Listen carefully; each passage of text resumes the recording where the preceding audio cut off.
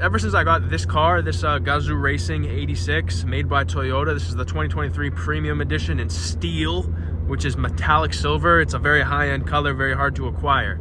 I got it though. I've been pulled over 3 times in this car since I got it. I've had it for 2 years. When I'm on the road, I'm strictly abiding the laws. I'm going the speed limit. I'll even go 2 miles per hour underneath the speed limit just to prove a point. Hands are always at 10 and 2 or 9 and 3, I guess is the new meta now. It's 10 and 2 got nerfed, I guess. So I've been doing 9 and 3. My phone, it's always in the glove box. It's never, you know, on a head mount or anything, like on my forehead. That's never an occasion. It's always away from me so I can never see it, and never text when I'm driving, because that's a big problem nowadays. A lot of people are texting and driving. I've almost been killed countless times. I've almost been killed by people who are texting I don't know, Jack or Jane on their phone, not paying attention, and then they almost take the 86 off the road. And getting pulled over for me is pretty high stakes, because I keep drugs, guns, all that type of shit. There's so much contraband in my car that I'm like 1 canine away from getting locked up for 25 to life when I'm in this car. I gotta speak up now because my exhaust is purring big time. You wanna hear a little pull action? I hope a cop doesn't come this way.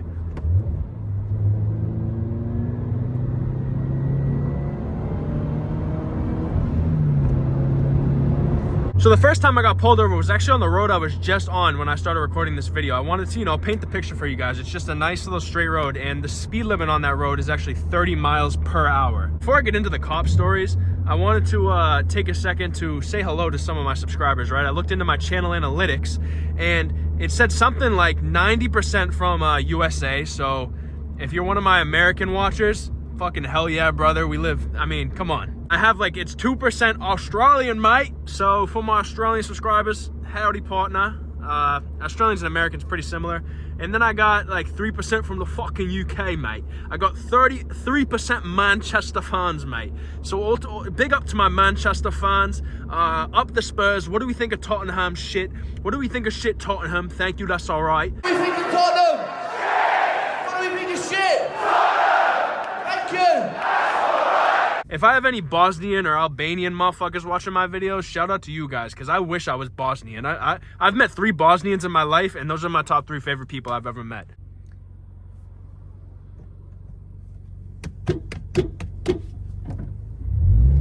All right, so now we'll get into my first pullover stories. Speed limit's 30 miles per hour. The first time I was bombing it down that street, because it's a straight street, right? But it also has like a hump in it that like you don't get air if you go fast over it, but it feels like you're on the fucking roller coaster or some shit. And I was, you know, just getting this car. I was a few months into ownership. So I wanted to see if I could blast off in the 86 and maybe take it to Mars or something, get into low Earth orbit if I hit that little hump in the road hard enough. But I didn't, and I was going like basically 50 in the 30, just trying to get over that. I'll hit it with more speed next time and maybe it will accomplish something, but the cop pulls me over, and I'm like, all right, this is gonna be a ticket, because I was being absolutely reckless. I mean, I'm trying to blast off in a car on a fucking public road, so this cop's not gonna fuck with me. And so he gets out of the car. First thing is very striking about this guy is he looks like that motherfucker Buford from Phineas and Ferb, the one that was the bully. I actually kind of used to look like Buford when I was a kid, so I'm not hating on this police officer's game, because I've been there. I've been in the Buford stage before. So this guy's hitting his Buford stage at age 50. I hit mine at age 2. So I can respect it, you know what I'm saying? He goes over to the car. I roll my window down, obviously. He's like, come on. Honestly, I don't really remember what he said to me, but I'm guessing it was something along the lines of, do you have any idea how fast you were going? Or like, do you know what the speed limit is? Something like that. And I was like, yeah, officer, to be honest, I was just being dumb. I was being stupid, and it won't happen again. I understand what has to go down here if it has to. And he basically caught me off guard, because he was like, oh, what kind of cars? Like, he was asking me about my car. He was like, oh, stick shift. Not many people are doing that nowadays. I used to drive stick. This is the police talking. I'm the police officer right now. So I'll put my Australian accent to be the police officer. He was like, oi mate, I used to fucking drive stick out in the fucking, with the kangaroos, mate. And out in the bayou when I was hunting alligators and riding kangaroos, I used to drive stick. But now I just like when the car does it for me, mate. So I was like, all right, cool. But in reality, this is just a Boston motherfucker. I don't know why I gave him an Australian accent, but I'm just trying to paint a picture for you guys. We just conversate a little bit. He's like, all right, throw me that license real quick. I give it to him. He runs it to the car, comes back. He's like, all right, just don't let it happen again. And I was honestly like, when I get pulled over, this is gonna be me being real with you guys, not even toting some confidence or anything like that. When I first got pulled over that first time, like my legs were like, I was scared. Like I was damn near shitting my pants. I almost had to get a new seat for the 86 because I thought it was over for the seat. He gives me the license back, I get going. I don't tell anyone about it because I don't want people to know that I got pulled over and didn't get ticketed. That kind of ruins my street cred, you know what I'm saying? Oh, I'm going for that. Let's do a little Polski.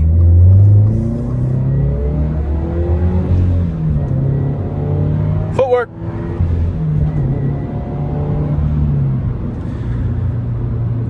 The second time I got pulled over was by the same fucking cop. And now we'll get into the cop's origin story a little bit, or the cop's background.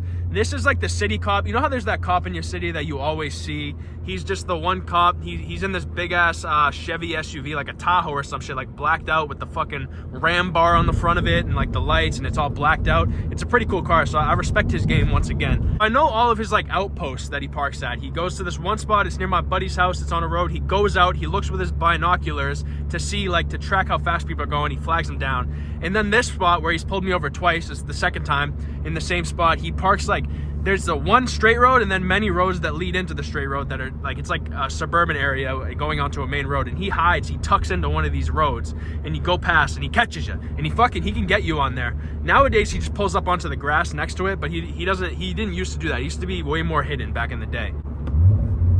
So I go past, and mind you, the speed limit is 30 miles per hour on this road, and I'm going 34. And also, there's a Honda Civic in front of me. So I'm thinking, okay, so I'm going 4 over, right?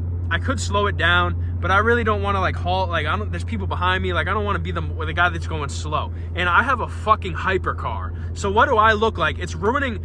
People behind me would be like, yo, Matt Marauder's going slow. What's going on? Did he lose his fucking balls? That's what people are going to be saying. And I don't want the word to go around that I don't have a nutsack anymore.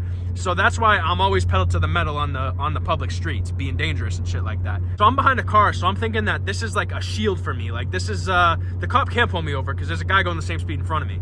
Boom, lights go on, he gets me. Now this time I'm not as shitting myself. Like, I'm not in the mindset where I'm looking online to get a new seat for the 86. But I am, now I'm like kind of angry because I'm like, bro, this guy's just targeting me because I'm in the fucking Batmobile and he just wants to have a little fucking static with me. He's like, do you have any idea how fast you were going? And I'm like, yeah, I mean, I'm pretty sure I was like doing the speed limit. I was just pacing the car that was in front of me. And he was like, well, don't pace the car in front of you. You got to just go the speed limit. And I'm just like, okay, well, you kind of got me there, but also like, why are you being a dickhead? I'm going 4 over. Dude, I went to this auto school where the lady that taught us how to drive, her name was Maureen, and she was like, my brother went to the same school, and there was like lore about her, like she was like a fucking drug addict, and she like lit her house on fire in Revere, Mass. Like, that's some shit that would only happen in Revere, Massachusetts. This bitch was a chain-smoking cokehead, and she lit her house on fire, and now she's a driving instructor.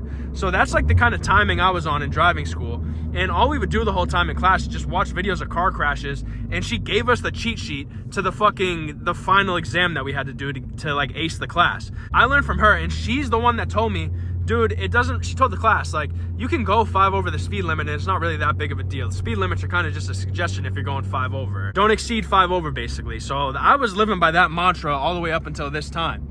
And he's like, all right, give me the license. He takes it. And once again, doesn't give me a ticket. So now I'm even more pissed because this motherfucker's wasting both of our times right now. I know cops, like the cops that are like focused on ticketing people, they really have nothing better to do. So I guess this motherfucker just like, he's just trying to have something to do with his life. Because at that point, I'll take the $200 ticket. And that way, at least the waste of time was worth it. Now I'm just doubly pissed because I could be at home grilling a steak and making sweet potato mashed potatoes like I did today. Cooked up a nice pepper crusted filet with some sweet potato mashed potatoes on the side. And I could have been doing that, but instead I'm on the side of the road shitting my pants, being angry, and this cop's not even giving me a ticket. Okay, so the third time I got pulled over, it was a different cop, and I was on my way to work. So I was like suited and booted. I had my black button up on with my black slacks, with my black loafers on, getting ready to go make $35 billion in a 3-hour serving shift. You guys know how I get down. When I go in there, I fucking make so much breach. I run these motherfuckers for all the money they have. I'm like a fucking car salesman. I'm like that motherfucker Andy Elliott with it when I'm in my serving job. I have the Andy Elliott mindset. I like it when somebody thinks they can take over my territory. I like that. I needed an enemy. I'm going there ready to make money, so I'm in my money-making mindset, and the boys in blue, his lights start flashing behind me. And I'm on like a main road where there's not really much space to get off, but it is like a shopping center to the side. So I pull into the shopping center, I park, cop comes up to my thing. I'm like, sorry, I just didn't know where to pull over. I thought this would be easier for you. He's like, nah, that actually makes sense. That's what I would have done. And already, like, I'm greasing him up. I'm telling him, like, if you don't give me a ticket, I'll show you my tits. Like, I'm doing shit like that to try to get out of this. And because I don't know what I was doing, but it must have been something wrong. I don't know if they pulled my fucking social security or they got a picture of my plate and they're like, oh, this is fucking Matt Marauder. This is the cocaine dealer from Bosnia that we've been looking for. But I mean, so I'm worried. I'm hoping for the best, but I think there's like a dark energy above me from this cop. He goes, yeah, you don't have front plates on your car, so I had to stop you. And I was like, as soon as he said you don't have front plates, the biggest smile went inside my head. Like I pictured myself smiling and I knew I was getting out of this one. So he goes, you don't have a front plate. And I was like, oh, well, actually, this is a brand new car. I just got it. And the dealership, they have to drill into the front bumper to put the plates on. And I'm actually going to go to the dealer to get it drilled in, but they just didn't want to do it without my permission when I took it off the lot. So I'm going in to get the plate on. And he was like, oh, okay. So license and registration he asked for. And I'm like, fuck, the last cop officer's stupid. He only asked me for my license. This guy's asking me for my license and registration. And I don't know where the fuck my registration is. Now that's completely on me. I should know where the fuck my registration is. I know it's in the glove box, but like I said, there's so much shit in that glove box that I just don't know where it is. I've never really looked for it, if that makes sense. And I'm like, officer, to be honest, I got my license and I know the registration's in here somewhere, but like, I'm not going to be able to find this shit. Can you help me find it? So I open the door, and me and him are looking through the shit. We're basically buddies at this point. We're like best friends. I'm gonna take this right-hand turn here, actually. So he goes back to his car, runs the license and registration, whatever the fuck police do when they do that shit.